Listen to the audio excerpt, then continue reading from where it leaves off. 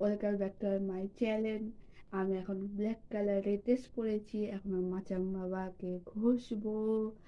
তো তারপরে গণেশ ঠাকুর বানাবো। 100 পিস বাকি আছে, 10 পিস হয়েছে, 90 পিস বানাবো। ঠিক আছে, তো আর মাচাং বাবাকে দেখাচ্ছি, চলো। এই যে মাচাং বাবা কেমন হয়েছে, মা করেছে এটা। আর আমি এটা ঘষে ঘষে তুলছি, মুখটুকু ঘষা হয়ে গেছে। এবার গণেশ ঠাকুর বানাবো 90%, মানে পার্সেন্ট না, 90টা গণেশ ঠাকুর। তো চলো এটা রেখে দিই পাশে, এখন গণেশ ঠাকুর বানাবো। অন ভিডিওটা বানাই, তাহলে ভালো হবে। যাও।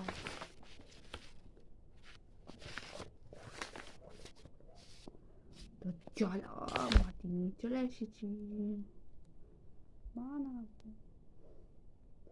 তো চলো বানানো যাক।